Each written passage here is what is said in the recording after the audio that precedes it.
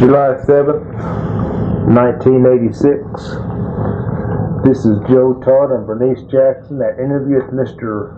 William Schoenhals in Shattuck, Oklahoma. Sir, where were you born? 8 miles south of Shattuck. And when's your birthday? June the 30th, 1903. 1903. Who is your father? John Schoenhals. And your mother? Eva Schoenhals. What was her maiden name? Oh, Hefly. Eva Hefly. Where were your parents from?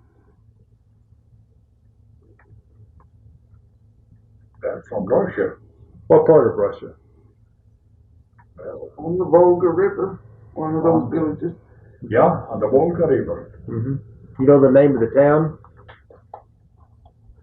Stefan. Was I your guess dad? Stefan.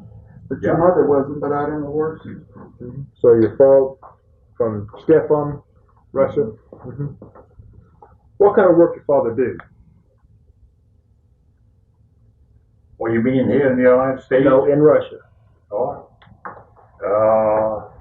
He was 18 years old, and I guess whatever he could That's where get. Bill was born, and this house belonged to his uncle. Mm-hmm. That was his dad's threshing machine. Did your parents tell you any stories about Russia?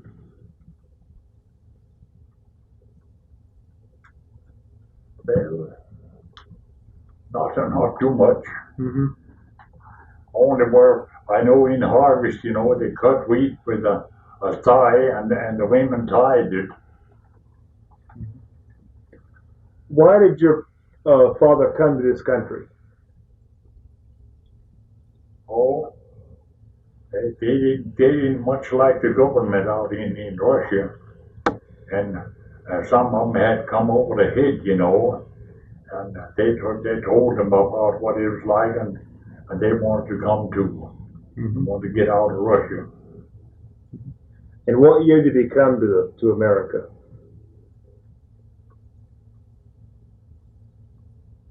Well, he was 18 years old. Don't worry, when he was born. Possibly in about 1890 or so. Mm-hmm. Mm-hmm. And what kind of work did your father do in this country, in America? Oh, he started working with, he came to Kansas, first, and he started working for a thresher. Well, first he worked for a farmer for $125 a year, and a room and board. And I guess his bedroom was upstairs in a hayloft, and he worked for $125 a year through harvest and everything. I don't remember how long he worked, and then he got in with the thresher, and he worked for him in summertime especially. Why did he come to Oklahoma? Well, he heard they was fighting on land, and this and that, and up in Kansas everything was already taken, and that's when he came down here. Mm-hmm. And were you born on the land that he filed on? No. No. I was born in his brother's place. Mm-hmm. Did your father file on a claim? Yeah, he filed on a claim. Mm-hmm. Where is his claim? Well, it's 6 miles south of town. And then west. And a mile west. 7 miles south of town. And she was really a 6, and he was a mother there. As a small boy, what chores did you do on the farm? Oh, feed pigs and cattle and chickens. Tell them about your mother hitch up the horses and you and Henry Yeah, did the yeah, in farm. the summertime, my brother and I, we plowed, with a 3-horse team on a one bottom plow, on a riding plow. A sulky? Yeah. And he and I plowed putting there all summer. How many acres could you plow in one day? Oh, if it was going really good, you could plow 2.5 or 3 acres with one plow. What kind of crops were you raising? Oh, wheat mostly. Wheat, little corn, little calf of corn. Tell me about harvest time. You mean then? Yeah. Well, then harvest time was with a binder and a header. With a binder, you'd cut as long as it didn't get when it got too pretty fluffy, and then the header had to get in action. What's the difference between a binder and a header? What's the difference? Oh, a binder, it'll put in bundles, and a header, you just put it on a header barge, and you pitch it off by stack, and then the thrash machine comes along and you pitch it in there. How many hands in a harvest crew? Oh, wait a minute. It took two barges and 2 in each barge, and one of them drove the team, and one of them kind of stacked it around, and when it went away there, always one of them there was 2 in each barge, but one had to drive the team, and the other one kind of leveled it up. And then it took a man to drive to pilot the header, with the 6-horse team, and another man on the stack. The scratcher? Huh? Scratcher around the stack? We always had a scratcher. Yeah, stacker. What does the scratcher do? Huh? What does the scratcher do? The stacker? No, the scratcher. Oh, that scratcher, he just scratcher around the stack. Help the stacker. Huh? Help the stacker and keep it in shape. I always helped out in harvest. I drove the team. What about who cooked for the harvest hands? Oh, usually, whatever they cut, the woman, she cooked for the harvest hands. And then the thrash machine came along later, after harvest. How long between harvest and the thrashing? How long? Oh, after harvest was over, the thrashing usually started up. What was the price of wheat back then? Huh? What was the price of wheat in those days? Oh, $1.25, $1.50. And how many acres of wheat did you have? Oh, possibly 80 to 100 acres. And how long did it take to harvest that? Oh, took about 5 or 6 days.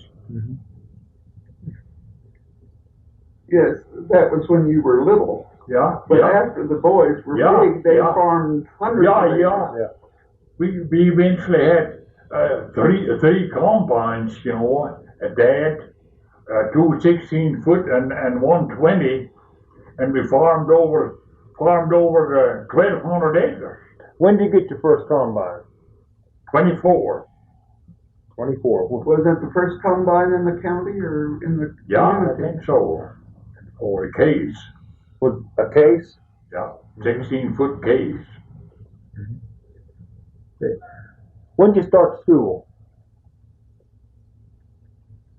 Well, I started school when I was 5.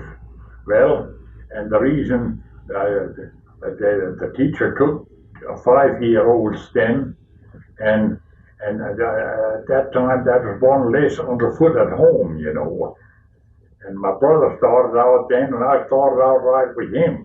I think you were 6, surely. I think, yeah, he was 6, you know. I know your mother said he cried and didn't want to go by himself, so he went along. So I had to go along, and that was one less underfoot at home. Where was the school? Well, the school was on the land that we bought. For that, right across the road, we bought 2 quarters. And you know where I showed you the picture? It was just about a quarter mile from where that house was. Yeah. And that blew away that night. Well, the driveway was a little ways in there, and that was just out on the section line, on the south side section line. What was the name of the school? Victory. Victory? Yeah. No, not the one that blew away. Not? Victory's where I taught.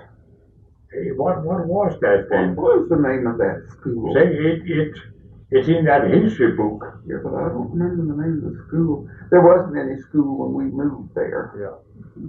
Was it a one-room school? Huh? One room? Yeah, one-room school. Mm-hmm. Yeah. What kind of games did you play at school? Oh, baseball and the over. How do you play the main Annie over? games. How do you play Annie over?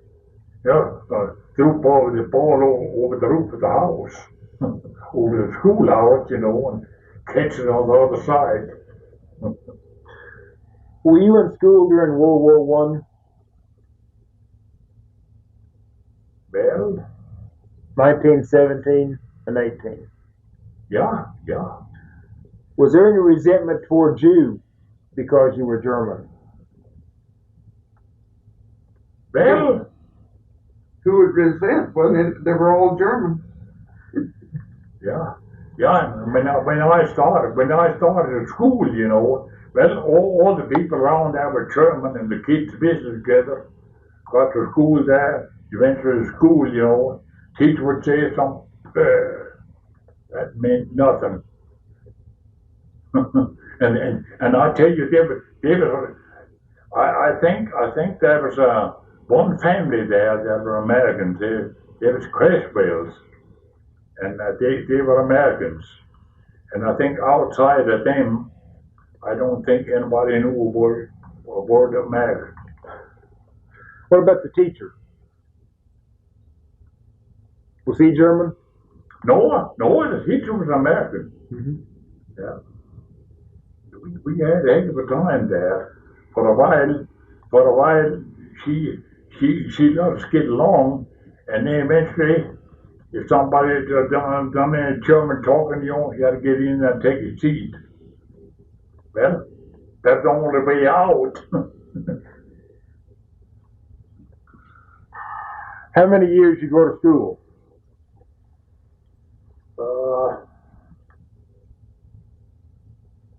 I think about 10 years. Mm-hmm. And Oh, you didn't go that long. I made the 6th grade, and I quit. Well, I hope you didn't take you 6 years to make the 6th grade. I graduated in 11th. Mm-hmm. Well, that's the difference, you know. Where the whole community is German, you know, then they don't learn the language. Now, we didn't have any trouble in our family learning the language because we mixed with people. Mm-hmm. How has farming changed over the years? How's what? Farming changed from the old days to now. How has farming changed? Yeah. You know, I started out farming with a team when I was home with my dad. Eventually the team stopped and the tractor. And you know, years ago, the tractors, they weren't worth the metal what they was made out of. And now, you know, They got good tractors going. What brand of tractor did you have back then? Well, my dad had the first tractor he had was a bull tractor. Just pulled a 214. And it had all open gears and everything. And a 2-cylinder. It wasn't worth the metal what it's made out of. Mm-hmm. Yes, but then your tractors were Twin Cities. And then find the Minneapolis Twin Cities. They were a little better, but and they weren't worth the powder taken to blow them up either. Well, great grief, that's the way we formed. But Do you remember your first car that you ever saw? Yeah. What was it? A Hefly. And a neighbor up south had a Hefly, and when we saw him coming over the hill, we'd all run out to the road and watch him pass. What year was that? Oh boy.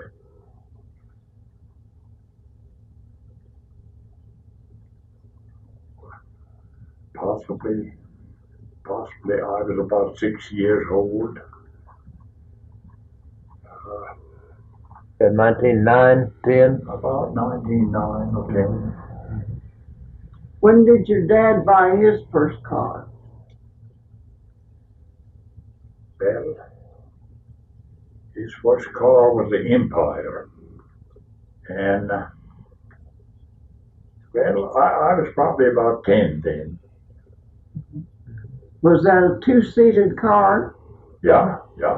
And did you have to crank it, or was there? No, that already had a starter. But say, my dad had a Buick before he had that, a 2-cylinder Buick. It had to be cranked, and the crank was right on the running board. You pick up the running board and lay it back there, and you crank it up. And later on, Bell, that was a pretty solid car. And he traded it off, and well, a couple of mechanics, well, it quit running. A couple of mechanics came out from town, and well, he put the running board back and started winding it up, and and it was fixed so that if it started up, it threw the crank out, and the crank came out, and it was still going around, and took out a couple of teeth out of him, and all the repairs stopped then, and his partner, quickly took a handkerchief out and tied it around him, beat it back to town to a dentist. And what teeth he lost there, the car wasn't worth that by any means. Mm-hmm. What kind of tires did they have on the car? Oh, they only had rubber tires. Oh, they did. Yeah, And yeah. inner tubes. Yeah. Just before that, they had solid rubber tires. Mm-hmm. What was the first car you ever owned? Oh, Model T Ford. In what year? Well, you come to see me, and I was still in high school. Yeah. I know it was in 25. I graduated in 26, and you come to see me in 25. It must have been. yeah, but brother and I, we had a Ford touring together before that. Oh. Oh, I was probably about 17 or 18. Mm-hmm. Do you remember what it cost? Yeah, it cost about $400.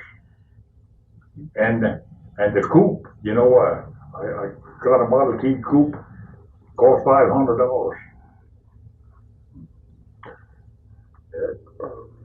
How many wagons did you have on the farm? How many wagons? Oh, we had a couple of wagons with tip tops, you know, and my brother and I, we'd haul the wheat all winter long. What brand were they? What brand? It had the name right on the side there. I saw it every day, but I don't remember. Studebaker made wagons, and who else? What maintenance did you have to pull on the wagons? How's that? What work did you have to do on the wagons to keep them going? Oh, grease them up once in a while. Well, every now and about every other day we take the wheels out, grease them up. How do you take the wheels off? Oh, I had to unscrew a tap on the outside, and then move the wheel. If you didn't have a jack on it, not move the wheel plumb out, you know, and grease that axle up, leave the wheel back in. How much did a new wagon cost back then? Oh, a couple of $100. What came with the wagon? What was standard equipment? Oh, a tip-top wagon.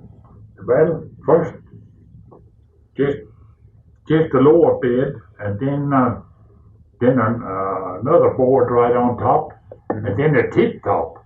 I think a tip-top you already had to pay extra for it, and haul about 80 bushels of wheat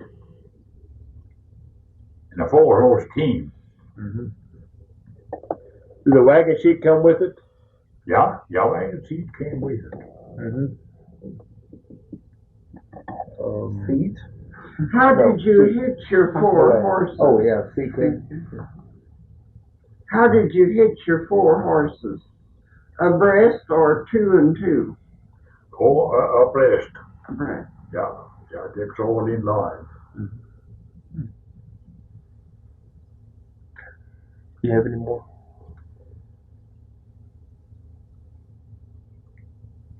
When you and your wife were married and you started farming for yourself,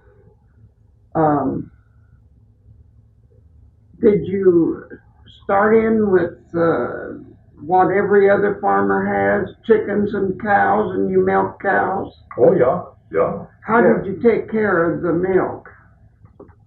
Oh, separated, sell the cream. Mm-hmm. Yeah. What year were you married? 28. 28. Yes, but we didn't live on a farm or our own until 30. Yeah, that's right. We farmed out in Texas. And you went to town every Saturday and took the cream, eggs? Yeah, well, whenever the cream can was full. Whenever the cream can was full, take it to there was always a creamery, you know, that bought cream. Mm-hmm. And the stores, they bought the eggs. Do you remember the price of them? What did you get for them?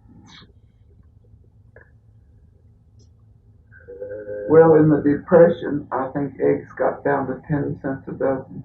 Yeah, they got down to 10 cents a dozen. And cream, if you got a little over $2 for a 5-gallon can of cream, depending on what the cream tested, we began to ship cream. We didn't milk very much until after we had our own farm. Mm-hmm. Then the cream was a little better priced. Mm-hmm.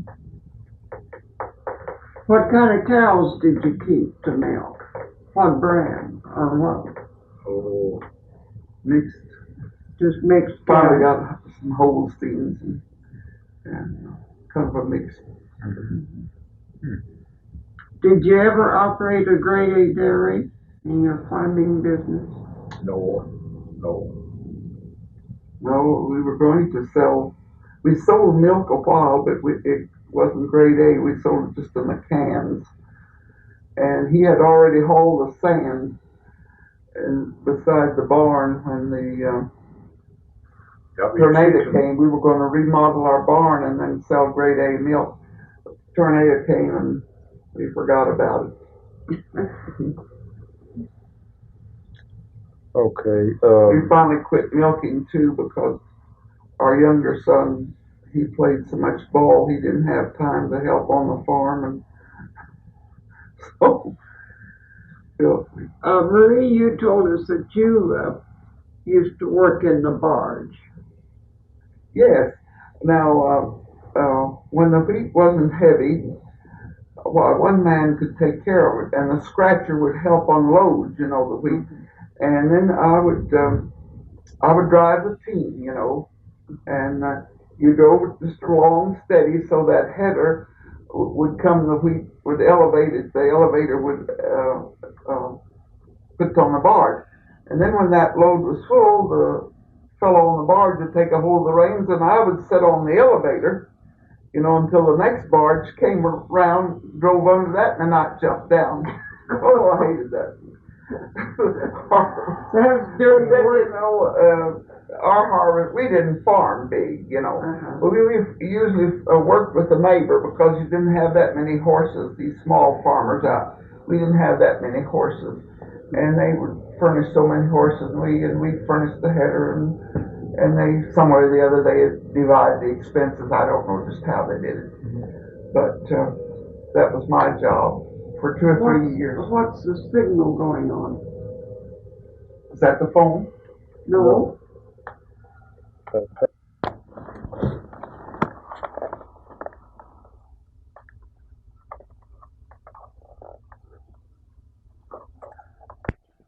Schaefer in Shattuck, Oklahoma.